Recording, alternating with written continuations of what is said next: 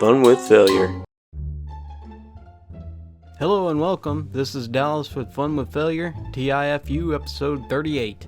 We have a wonderful lineup today. I've found 7 funny stories that I want to share with you, which I think you will enjoy. So buckle up your ears because I'm about to take them for a ride. Here we go. This happened not too long ago. The graphics card in my PS2 decided it wanted to give up. So I decided I wanted to replace it when I had a little extra cash. I was out browsing different sites like Craigslist and the like when I stumbled upon a PS2 mentioned in the title. It looked like a great deal at the time. $25 to buy it from this guy, whereas secondhand stores in town was selling it for around $45 to $60. At the time, it seemed like a no-brainer. Now, I should preface this by saying that I have a strange faith in the honesty of others. You know, benefit of the doubt and all that noise. After all, the car I drive now is one that I bought from a guy on the internet. It runs great for something that's 27 years old. Why should this be any different? Starting to sound like a mistake yet? If the answer is no, then have no fear. That is almost certainly about to change. The model the seller advertised on Letgo was one of the larger black brick models, like the first generation ones. When I finally met the seller, we had a brief handshake and exchange. When he showed me the goods, it was actually one of the slim and silver PS2s. This was from the later console production run. He told me that he already sold the larger one.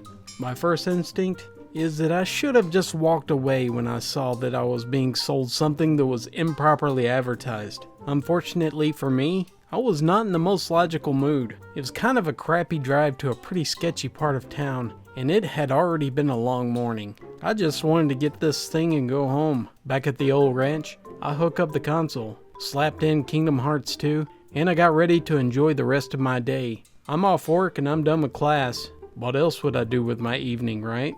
I was pretty happy with my life. Until I realized I've been waiting for 4 to 5 minutes, waiting on this disc to be reading, and this disc wasn't reading. Strange, but not altogether discouraging. I slapped in another game that I knew for sure was going to work. It didn't read. I repeated this several times with disc I knew would work. Same story. Now I'm starting to get slightly mad. I'm sure you can see where this next part is going. I open up the app to message the seller and to let him know that he sold me a defective console. Not so much to my surprise, he had blocked me. I've now got no way to contact him. Of course not. He just took me for a ride. All I could do now at this point was report him and live in my shame. Or I could get on YouTube and try to fix it. I picked the latter option and I went on my merry way. After a video to a quick mod I could make to the system, I was feeling pretty confident, and I was gonna get the last laugh. Oh golly freaking gee, was I wrong. At this point, I began to tumble from my perch of the high and mighty, and started snowballing right down the tall freaking hill. I managed to get the appropriate screws out, and I pried that bad boy open. It's putting up a little more fight than it was in the video, but why wouldn't it? It was never meant to be opened this way in the first place. With a little elbow grease, it starts to give. The further I get it open, the more rust I see on the more critical pieces. I'm sweating again, but holding out hope. Finally, the plastic casing comes free, and I experience the joy of a man who's working with his 2 hands to solve the problem. I experienced this joy for maybe a second and a half. You see, after prying the top off of the console, the bottom half sort of clattered down on top of the desk. The first thing I notice is that on the inside it's covered in rust. The second thing I notice is that some of the rust is moving. Oh, that's not rust. Oh, son of a biscuit, those are mother flipping cockroaches. Do you know the scene from the Raiders of the Lost Ark where Indiana Jones is like, snakes? Why does it have to be snakes? That was me, except with cockroaches. They are the one insect that filled me with the most disgust than anything else. And now they're crawling all over my hands. And those are the quick tiny ones. They don't give a crap if you step on them.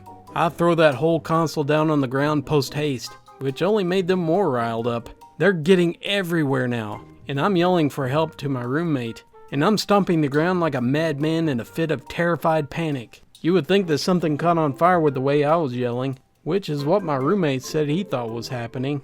But no, just cockroaches. Tiny $25 freaks of nature. Eventually, I managed to eradicate most of the insect horde.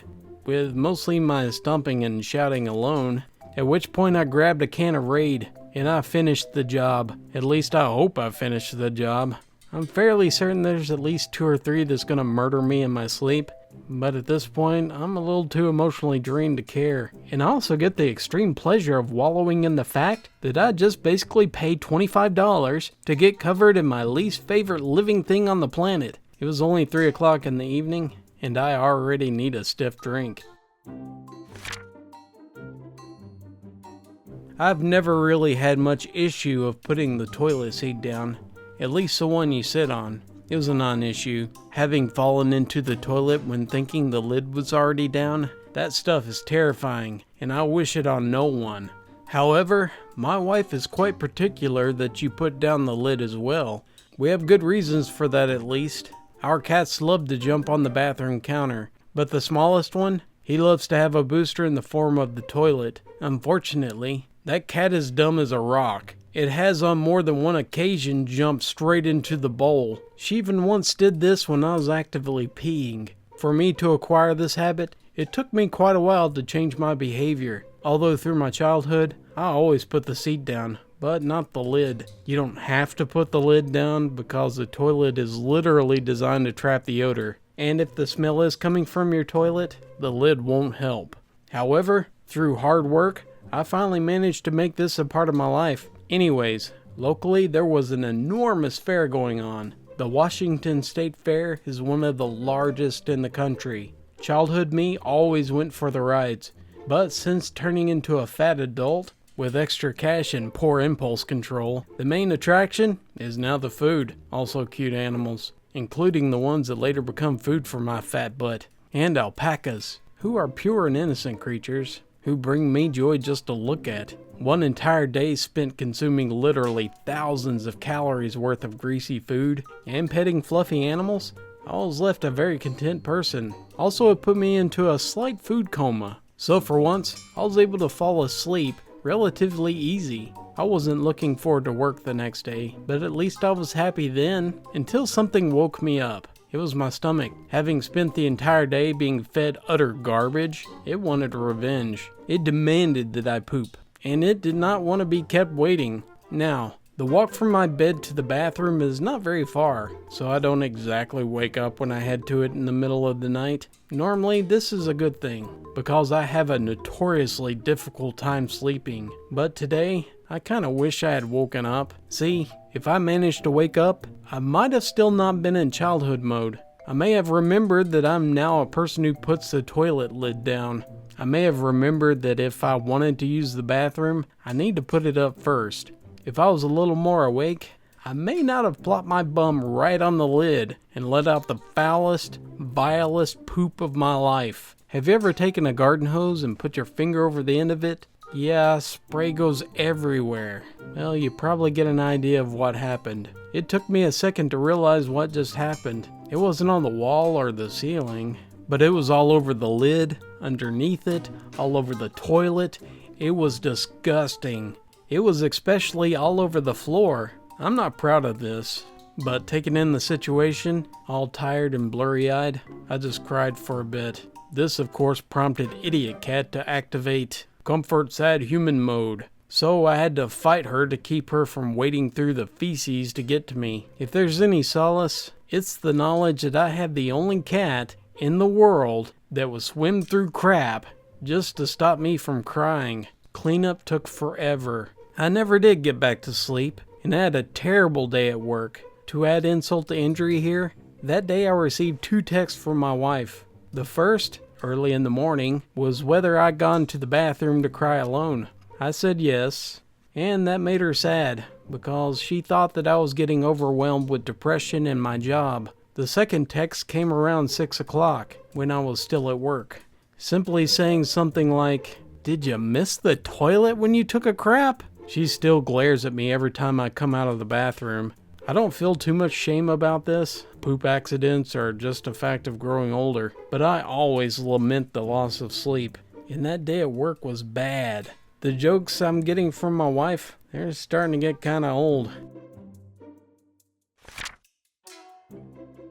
This happened around Halloween of 2016. So last year's Halloween fell on a Monday, and due to my work schedule, I was unable to do anything on Halloween night. In lieu of this, my friends and I decided to plan an outing on Friday night. One of my buddies, we'll call him Bud, he was dating a young lady who was working at the Los Angeles Haunted Hayride out in Griffin Park, and she offered us a friends and family discount if we showed up and mentioned her name. We figured it'd be something to do, and none of us could afford to do anything else, especially the fancy Hollywood party. So prior to this event, Bud invited us over his house to hang out and to eat dinner before the event. We also decided to smoke a little weed before going. Oh yeah, this would make the event more fun. At the time, I should note that I had not heard what the theme of the event was, but according to Bud's lady friend, it was a carnival theme. So we're on the road to the hayride, and I'm chilling out in the backseat of my roommate's car. We'll just call him Roomie. We're listening to NPR, and we're each trying to mimic the average NPR host, but we're trying to do it in a very comedic way.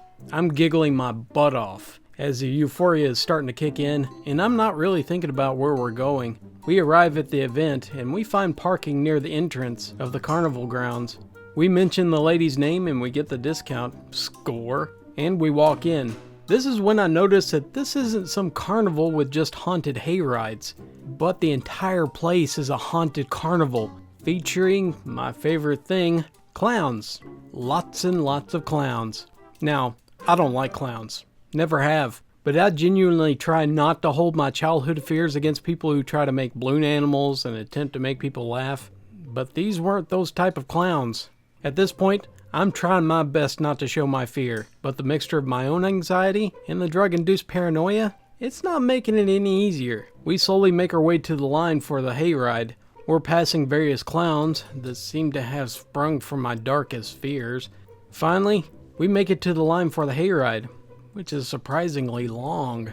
We stand in line for what feels like 30 minutes, and we maybe get halfway to the front of the line when I see her. This short person, I can't tell with makeup. She's dressed up like a little clown girl who is holding a fiery axe, and she's staring at me. This clown girl, she locks eyes with me and she starts grinning, and she's skipping toward me in the strangest possible way, and she's twirling this axe with glee. I can't stop watching, and I'm sort of immobilized at this point due to fear and, well, weed. Needless to say, the clown girl, she comes right up to the line and she stands just a few feet away from me, not once unlocking her gaze from me. The line moves, and she moves with it. I am not having a good time. I think the clown girl finally caught on because she eventually wandered off to creep on someone else, but the damage is done at this point. My paranoia is running deep. I can see the clowns everywhere, each with their weapons and their gleeful expressions. This is my nightmare.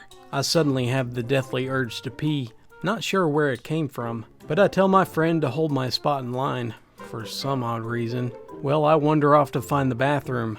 I strategically try to avoid all the clowns. I made my way to an attendant that was not dressed up like a murderous clown, and I ask him where I can find the bathroom. The attendant points to the bathroom, not far from the entrance to the carnival grounds, and my short trip begins. The bathroom is actually a collection of bathrooms. It's like a building of bathrooms, between one of the parking lots and the carnival grounds. I trot over and find an unused bathroom to use, and I go in. It's at this exact point that my mind goes into some sort of cinematic mode. I'm not sure. The bathroom looks like one of those rest stop bathrooms you see in a horror film, complete with the flickering lights. I whiz, and I take a moment to collect myself. I'm getting ready to venture back out into the clown-infested carnival. I knew it was going to be scary for me, but I figured why not face my fears? Who knows? It might help me in the long run. So I open the door and I go outside, only to be greeted by a clown. Now thinking back, this was probably just one of the actors or actresses who was using the bathroom on their break. But in my current state, all I see in front of me is a killer clown. I let out a shriek and I run past them. I'm no longer on the, hey, let's go to a fun Halloween event and be merry mode. I'm in survival mode. I flee down the road. I pass the parking lots and follow the lights leading me down from the top of Griffin Park. To most who don't know the area, it's a somewhat forested hill area of town, and it has hiking trails and even an old zoo. I'm sprinting at this point, and I'm thinking I'm being hunted by killer clowns, and I'm running by small groups of people who probably think I'm nuts. I make it to the bottom of the hill, and at this point I'm thinking I'm safe. but suddenly I realize I have no freaking clue where I am. There are no lights in the area, and I'm walking down some road with no destination in sight. At this point, I've given up on returning to the carnival grounds. I figured that it was too late to make it to the event, and even if I did, my friends would probably mock me for chickening out. At this point, I pull out my phone. 11% battery. I do this to get a lift, but the Wi-Fi is preventing them from finding my location. Ugh. Okay, new plan. I open up Google Maps to try to get a location on my position, and to give me a vague reading, but I believe I know the general area of where I am. And if I only follow this one road, it should lead me to the main road. Then I can call a car. So I start jogging down the hill in pitch black, trying to find the main road, and I'm not seeing any cars or people at all, which seems fairly strange. This seems like it'd be a popular event. This all doesn't add up. So I decide to reopen Google Maps to double check. Well, my phone is now at 5%. Since I kept Google Maps open, it drained my battery. Crap. Okay, let's run. I'm running down the hill and I see an intersection, so I sprint towards it, and I open up my phone to call the Lyft. Boom. I think I'm home free, right? 3%. I get a call from the Lyft driver. He's saying that he's where my dot is, but doesn't see me. I don't see him either. So we try to figure it out. 2%. He tells me that I may be on a one-way road, and that he'll have to circle back to find me. So I decide to double back and go up the hill where I think he is. 1%. I went the wrong way. So now my phone is dead. I'm in the middle of a dark road I've never been in.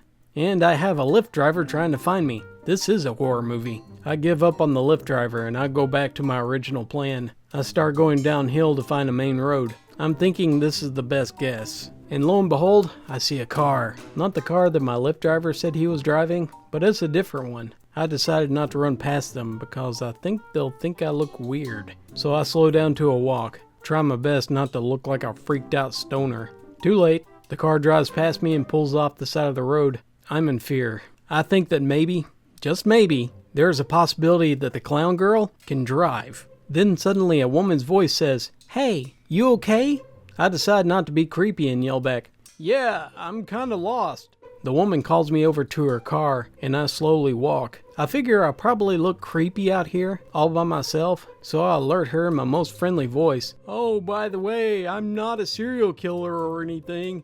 "Great idea, hi me." Thankfully, she didn't drive away immediately, but her friend, another girl, she gets out of the car to watch me closely. She asks, "So, what are you doing out here?"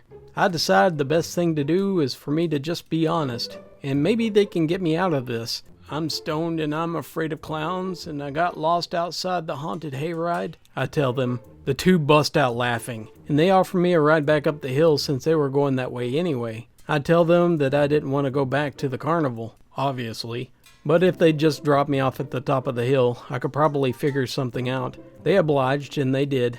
Only for me to find my Lyft driver, which was still searching for me along the way.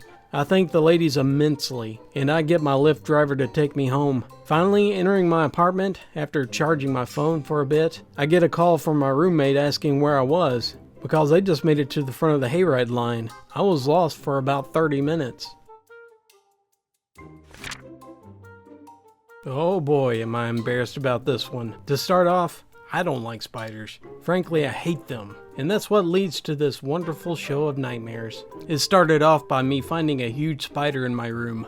Great. I didn't want to touch it, and I was scared to get rid of it. So I took something to sweep it off the ceiling. I'll put that little demon spawn in a jar. Okay, so far so good. I started to debate with myself how to get the spider outside without it coming onto the bottle and climbing onto me, in which case I would flip out. It was late at night, so I thought it would be better if I waited for the next day. The next night, I come home from work and there's another spider on my ceiling. Okay, so I dust his butt off into the jar. Now at this point I'm thinking, spider fight night. Is that cruel? Maybe. But screw these spiders and their nightmare-inducing bodies. So I decided to leave those jerks overnight to see if they kill each other. The next day, another one. Why? Where are they coming from? At this point I'm suspicious. This house was newly built, because the last house was destroyed in a fire 2 years ago. So we haven't had bug issues like we used to have. I'm thinking maybe a nest hatched somewhere, but these spiders are huge. So now I'm thinking, how many can I collect? I don't know why I thought this. I don't even know why I went through with it, but I did. I hid it in my room for like 1 month, and I just kept collecting spiders and adding them to the jar. I didn't tell anyone or show anyone because of shame. All in all, I had 27 spiders. Not a lot or anything, but that's enough. When I finally came to my senses and really looked at the bottle, there was webs everywhere inside the jar. The spiders were eating each other, and the spider cannibals, they were taking over as leaders. Screw that. This had gone too far. I'm not releasing these nightmare carnivals anywhere near the house, so I decided to throw the whole thing out. Tomorrow is trash day. I'll take a trash bag, I'll take the jar and drop it into the bag on the front porch. When I do it, it bust all over the place. My stupid butt just literally dropped a glass jar into a bag, forgetting that it was resting on a porch made of concrete. Then panic sets in. I rush to close the bag and tie it shut. That way I can run it to the curb for trash pickup. It's their problem now, suckers. Nope, still my problem. The glass ripped through the bag. As soon as I lifted the bag, it was like a hole opened up in the earth and I had a glimpse of hell. Spiders. Spiders everywhere. Climbing up the bag, climbing up my leg, scattering throughout the porch. More spiders than I thought I had. Small spiders, big spiders, brown spiders, demon spawn spiders. I screamed, I cried, I ran away to the street, running up the stairs and from the walkway to the street. I missed a step and I heard a pop. I had sprained my ankle. Now I'm immobile, injured, crying in pain, and there are spiders in my hair and all over my body. I'm laying in the pebbles and dirt on the front walkway. It just wasn't my day. I couldn't stop crying. The next thing I knew, my parents found me outside screaming. My neighbors came out to offer help to get me up. I was trying to scream spiders, but between my shrieks of terror and my tears, all that came out was "Spider!" So cue my father and the next door neighbor's husband wiping spiders off of me, stomping them, and trying to figure out what the heck just happened. My dad carries me inside, and I'm in so much pain and my ankle is on fire. But I have to change or something. I feel forever unclean. My mom washes my hair in the kitchen sink. Spiders. My saint of a mother pushes through drowning those demon spawns. I change as much as I can, burn my clothes, and we head to the ER around 12 a.m. Basically, I partially tore the ligament in my ankle, just slightly. They gave me crutches, an air cast, 800 milligrams of ibuprofen, and I'm on my way. Basically, I told them I was taking the garbage out. The bag broke, and inside was a whole mess of spiders, which is kinda true. Fast forward a couple of days later, I'm having nightmares. I keep hearing spiders scratching inside the walls. I wake up and I still hear them scratching. I listen closer to the walls, but it sounds the same. My right ear is so stuffy and I can't hear anything. I touch it and it burns. My heart sinks so low into my stomach. I start crying. The scratches were coming from inside my head. Yup. If you guessed spiders, you're correct. My parents took me to the emergency room again at 1 a.m. There was a spider in my ear. It made a little home in there, all curled up and nice and warm. The doctor ripped him out and asked me if I wanted to keep it. I would say no. I'm done collecting spiders. I was in my car, behind a cyclist at a red light, on a narrow downtown side street. I was making a call on a hands-free to hire someone to clean a rental property. They didn't answer, so I was mentally preparing what I was going to say in the message. As the greeting played, the light turned green, and I proceeded to go through the intersection. I was mindful of the cyclist in front of me. I'm a cyclist myself, and I like to give him a break. Another car swooped up behind me going way over the speed limit, and he laid on his horn. I expressed my opinion of this in no uncertain terms at top volume. Unfortunately, at that exact moment, the answering machine beeped. So instead of, "Hi, this is so-and-so calling about a move-out cleanup," they got, "Up yours, buttwad! I'm not gonna kill this poor guy just because of your convenience!" And that ended up getting recorded on their voicemail. This particular cleaning service, they don't answer my calls anymore. I was in the shower with a razor in my hands. I was about to shave my face. I started thinking about something else, and I got distracted. A few minutes later, I realized that I was shaving the hair on the back of my head. And I thought to myself, what the crap am I doing? So right now, I have a very obvious 3 centimeter wide shaved square on the back of my head. And I'm trying to figure out how to place the hair around it to cover it. I have done stupid things like this before while I was distracted. Like in the past, I would take off a shirt and I would put it right back on. Or I'd put on 2 pairs of socks. But this is the first time I've ever done something crazy like this. I have never shaved my head in the past while I was distracted. I have no idea why I was even thinking about doing that while I was distracted. I'm starting to wonder if I have ADD. I made 2 mistakes that are pretty much related. A few months ago, I was about to pull out of my garage when I realized I didn't have my sunglasses. So I hop out and I run to get my glasses off the shelf. When I hear a crunch, the car was in neutral. I left the driver's door open. Now the door is pointing in the wrong direction. The door shuts fine, but it doesn't seal right. And driving down the freeway, it sounds like the windows are all down. So that leads up to the mistake that just happened. I'm getting gas and there's a discount car wash, and my car is super dirty. Well, I go into the car wash, and the instant the wash starts, I am literally getting soap sprayed in my face. I scramble to find something to stop the leak. I found some dirty gym socks and I try to block the spray. But the socks, they're soaked within seconds. Then an epic battle ensues between water and cheap sweaty cotton. Unfortunately, the water wins.